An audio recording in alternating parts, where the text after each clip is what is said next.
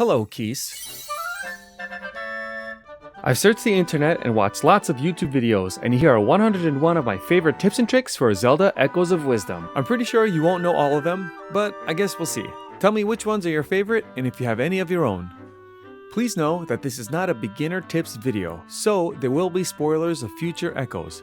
I'll do my best not to give away too much endgame stuff, and I will try to save the big ones for later in the video. And I won't do any story spoilers, but I can't guarantee you won't see a later location or an echo. I'll do my best. But if you are a beginner, in 1 minute I'll give you 5 great quick tips. Instead of stacking echoes to create stairs, move the bottom one by pushing or binding and stack the second one. Now you've only used 2 echoes instead of 3. Even better with trampolines. Use the right joystick to move the camera around. It'll allow you to peek at other sections, but also if you press it, it'll give you a top-down view. This helps align things if you're having problems with the default perspective.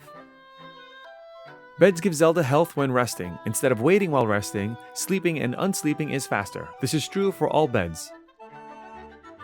If you like a specific echo, echo it multiple times in one place at once. This will move it to the front of your most used sorting list. It's like your own custom list. And lastly, don't forget the ZL target. You'll tell echoes where to go, and you can use this to find exactly what you want. And this uses a shield when you're in sword fighter form. Now that that's out of the way, this is how this video is going to be organized. First, I'll talk about the best tips and tricks for traveling far and fast. Then we'll talk about tips and tricks for traveling up. After that, we'll talk about attacking enemies, first with some bind tricks, and then some echo specific tricks. Then we'll talk about some random miscellaneous stuff that I couldn't decide on how to categorize them. Of course, you can bind echoes, but there are a few that you can bind and use to travel far and fast. Here they are. Caramadillo level 1. It's slower and it'll stop and it'll bounce off walls. You'll get them in this cave in the Southern. Caramadillo level 2. It's the same as level 1, but it will jump gaps and move faster. You get them by Dompeys or in this cave northeast section of Gerudo. Spark. They will move forever until it touches a wall, and then travel around that wall. Also great for moving quickly in water, and for crossing the Zora Cove. You get these at the Eastern Temple. Floor tile. Great for going over gaps, but also you can't just stand on top of them. And if you didn't know, in Jabul Waters, the floor will break when you go through the first hallway. There's no item down there, just an interesting cutscene. You can use the floor tile to skip that part if you happen to have it already before going here. You get them in this cave north section of Gerudo, or in the Gerudo Sanctum dungeon. But honestly, you can just fall in the hole and waypoint back to the beginning of the dungeon, and then you can cross the hole with some echoes. Pathblade is probably the fastest, but it will eventually stop. Truthfully, you don't need that much far distance either way, and you can always echo another one. They're good for the speed.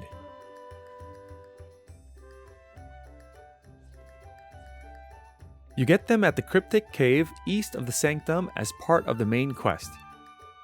This next one is probably the best one because you can control it, kind of, and that's to use the wind cannon. Make the cannon face the direction you want it to go, then ZL target to make it a little easier. Stand right in front of the cannon's wind, then bind it. You'll move across Hyrule or wherever you want to go, and you can control the directions left and right from the wind cannon. You can do this in the water too, but you do need a platform. It helps Zelda first stay level enough for the wind to begin to push her. Also, this won't help, but you can do this with a horse too. You get these in the cave south in the Gerudo Desert. Gliding is also useful. If you need to probably get to an island, you can build a bridge, but you can route yourself differently and it might be better to just glide to the island. The game shows you that you can grab something like a Keese or a Peahat or probably a bird, but the best one is the Gyro. Not only will it glide, but it will blow wind behind, allowing you to go faster and farther. This might be a great way to travel either way. especially towards the end game when the still worlds get a little more complicated.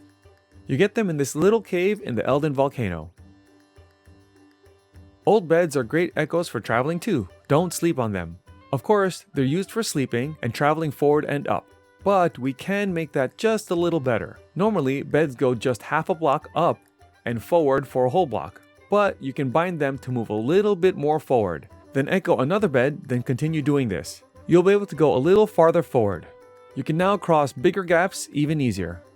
I hope you found beds on your own. And there's one other way to infinitely travel forward. This can be good to fly across the map and also cross some gaps. And that's to echo something that floats in the air, like a jellyfish, up in the air by jumping, and then bind to it. Then echo a wind cannon and aim it at the jellyfish. To make sure you aim directly at the jellyfish, you can use a ZL target.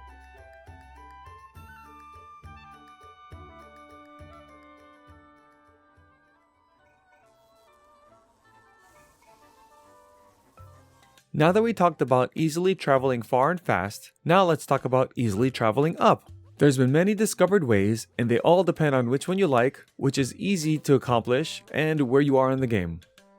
First, if you want to go to these mountains in the north, or over the walls east and southern, use a crawl tulla.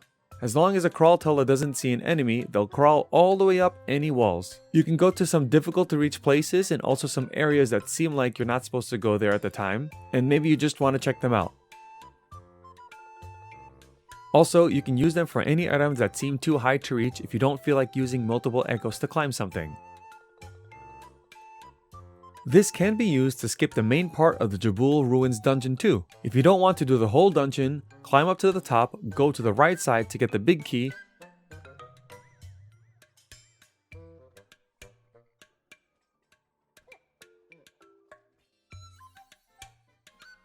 then climb to the big door for the boss.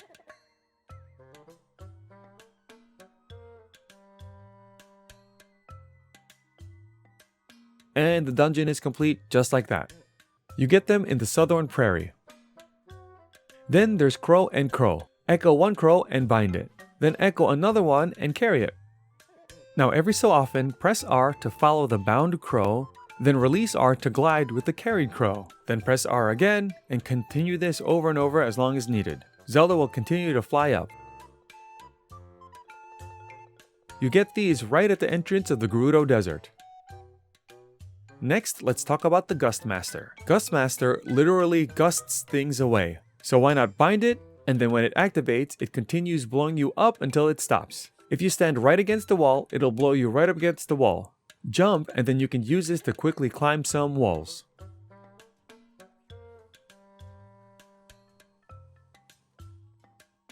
Also, if you time this correctly, jumping right after they open and then binding, this will get you to fly up quickly. It's a little tricky to learn, but it's helpful to travel up and fast. This might be my favorite way to travel up. You get the Gustmaster in the Hyrule Castle dungeon. Now that we've mentioned both Crow and the Gustmaster, they're also great together. If you bind a Gustmaster and then carry a Crow, it'll do the same thing as mentioned earlier, but you'll float down because you're carrying the Crow. This of course works with any flying echo. It'll work better if the Gustmaster is slightly lower than the Crow. This way it can blow it up vertically.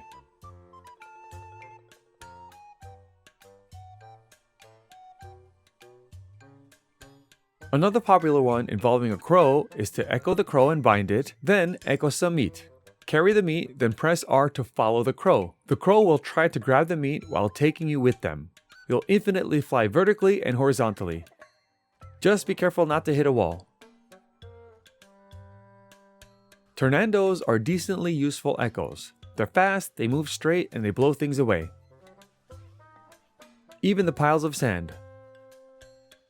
But if Echo is bound and following an Echo, blow that Echo away, and Zelda will travel fast and decently far with that Echo. Or a very popular and fast, easy and useful method is to stand on one side of a bed, then tornado the other side of the bed. The tornado will blow the bed up and take you along with it. The only issue is that the direction isn't consistent, but this is very useful. You can also chain it to more tornadoes, if you have enough tri-power. Tornadoes are found in the Gerudo Desert in different places, but you can get one in this area.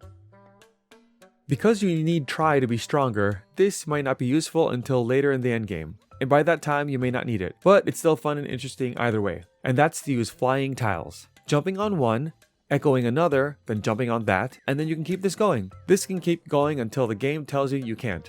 But either way, the floor tiles are great echoes.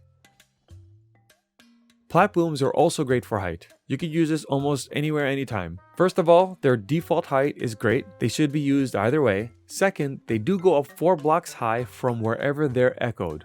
So, if you go to its peak, then echo another one on top of it, even if you don't have enough tri-power, it thinks it was echoed from the sky. So it will go 4 blocks higher from where it came from. It'll still drop to the ground, and then you can keep doing this as long as you want.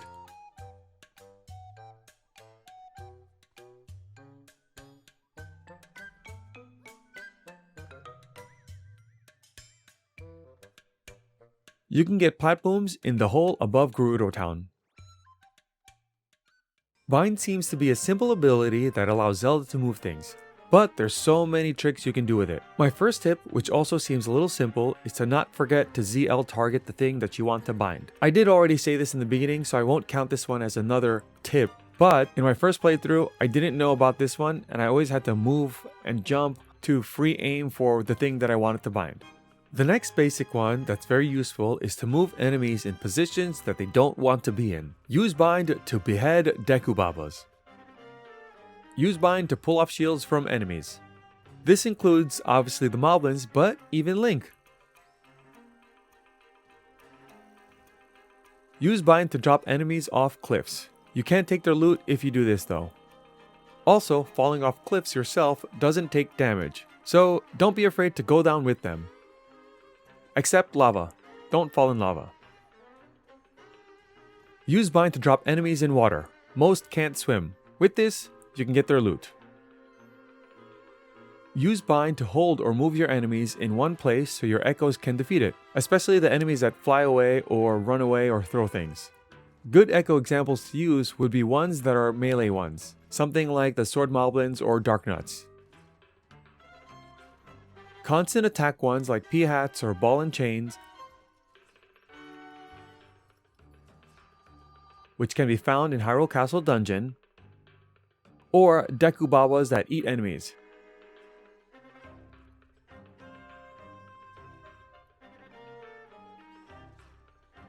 Which can be found here in the Faron Wetlands. And the Dekubaba level 2, they do have a strong head, so they'll resist some attacks while they eat.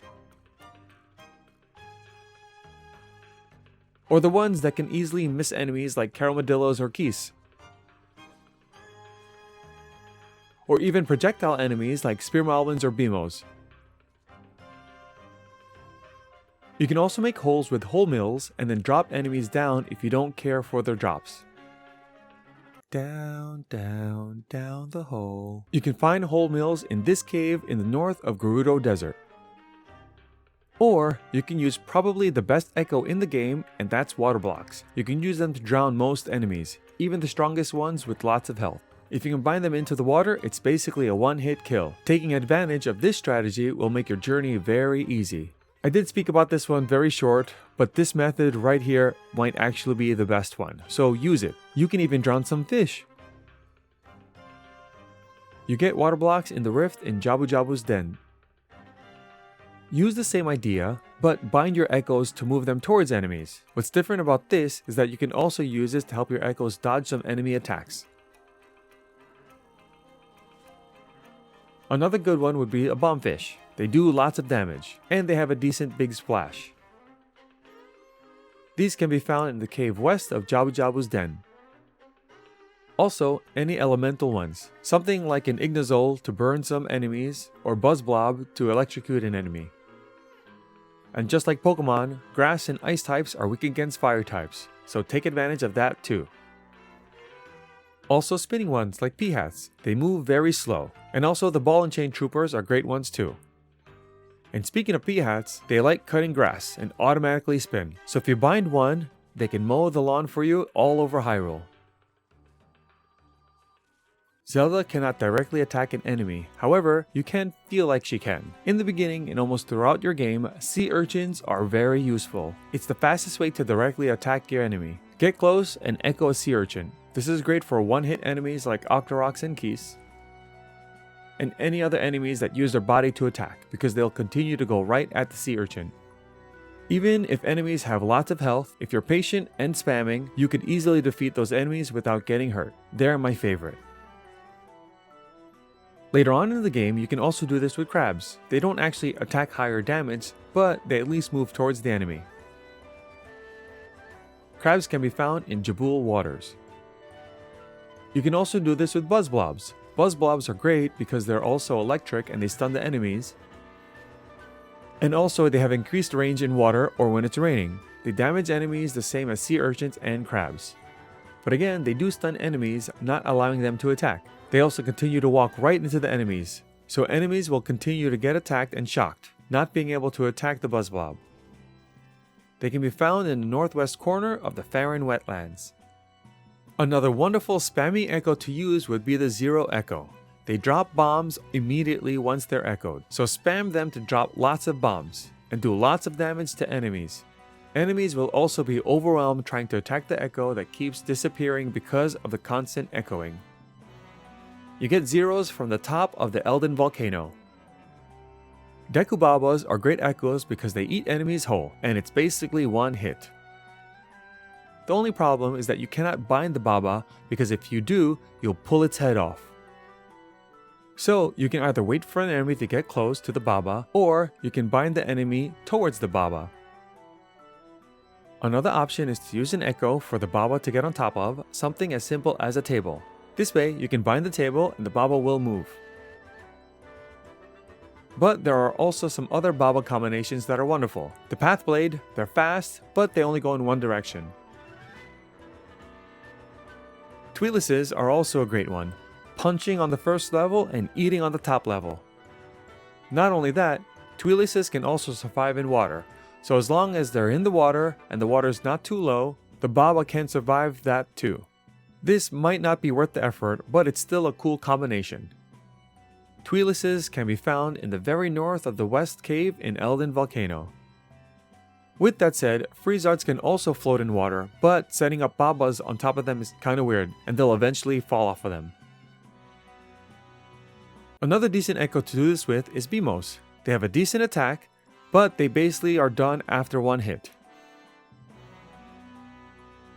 Pathblades or Tweetlis and Beamos saves them from getting attacked, hopefully. The only small problem is that they might occur that Beamos might not see the enemy on the ground because they're a level higher. Honestly, after saying all of this, you can just pick up the Baba, so run around with the Baba or throw it.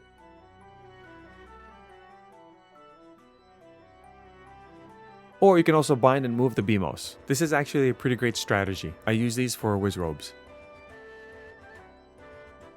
Beamos can be found in this cave in the Faron wetlands. And a small note for fighting Deku Babas, I mentioned pulling off their heads, but for fun of it, Babas don't like to eat fire. They're not compatible. They will also eat your bombfish. That too is a bad idea for them.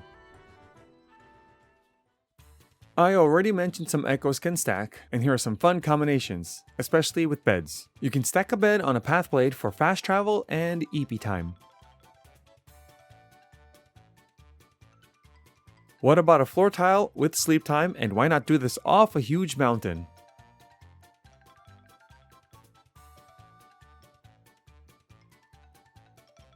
If you don't like being stunned by a Redead, you can jump into pots and walk around.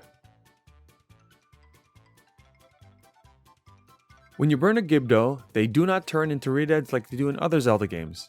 Aw man, but Gibdo level 2s do.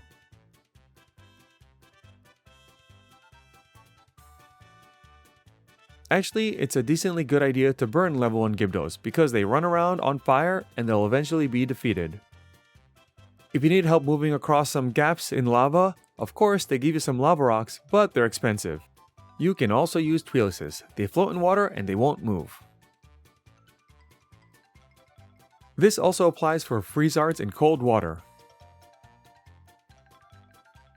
Friezards can be found in the caves in the Hero Mountain.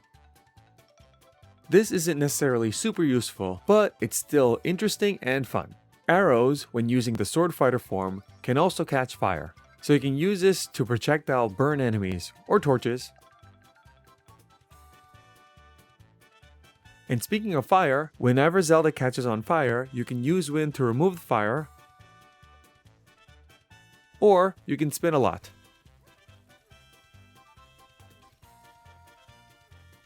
And if you want lots of rupees, the fastest way to get them is to do the mango minigame in the Gerudo Desert to get lots of mangoes.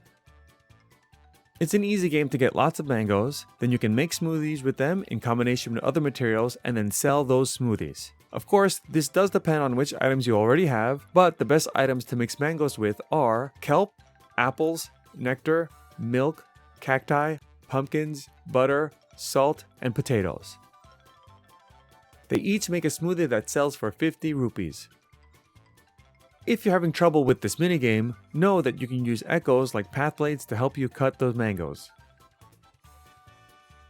And for sure, use a trampoline if your Zelda can't jump high enough yet over the corner platforms. Also remember that Sword Fighter form can jump one block high, so changing the Sword Fighter form for a second just to make the jump may be worth the time versus echoing an echo. And speaking of minigames, the short course for the Flag Race Horse minigame is the hardest to get under 17 seconds. The solution is to bind the trees. For the Goron race, sure you can follow the arrows, but you can also just climb Goron City and then use a floor tile to cross the lava.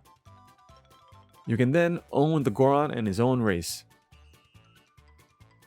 I know smoothies will most likely be used for hearts and energy, but each material tells you what they do. But if you pair it with a monster horn or guts, they can last for 5 minutes, making certain parts of the game easier. Examples would be fireproof with cactus and guts for the volcano boss or anything that has to do with fire, or lightning proof with apple and guts for the eastern cloud, or chill proof with a pepper or horn for any ice section or swimming in cold water.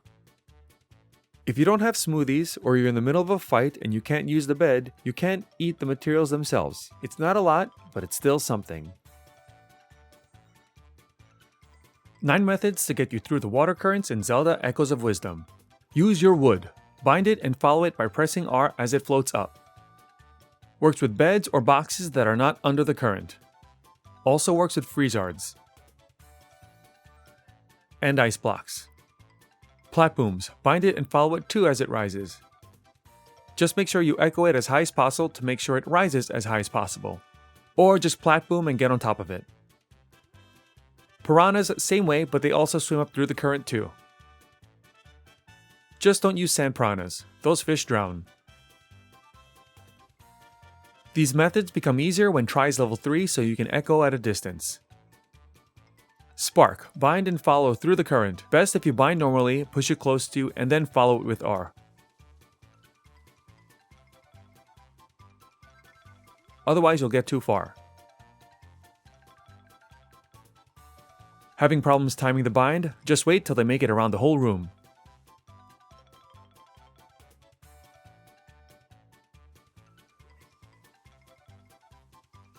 If you have swim speed up accessory or smoothie, you'll eventually make it through the current by spinning. But you can definitely make it through if you have both. And if you're trying to get across the current, floor tile is your friend. Most people know that the Eternal Forest has 2 of the strongest echoes, and for sure the one strongest echo. One of these echoes is the Sword Moblin level 3, and the easiest way to defeat them for me, which I discovered, is that you can use the roller. It takes 11 hits, and you're safe.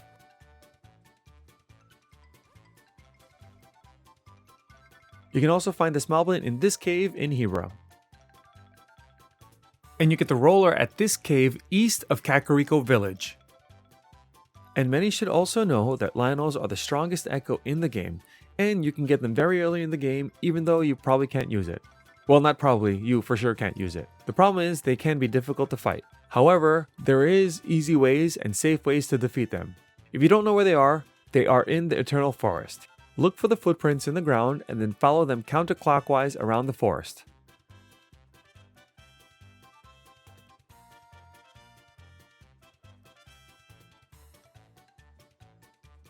Once you see the Lionel, I think any echo would work, but I like to use Ribbitoons because they'll get the Lionel's attention. Continue echoing the frog and lead the Lionel into the Hyrule Castle moat.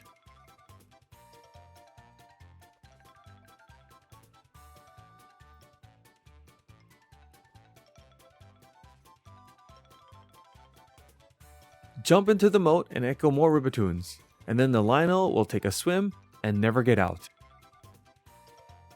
You've got yourself a Lionel Echo.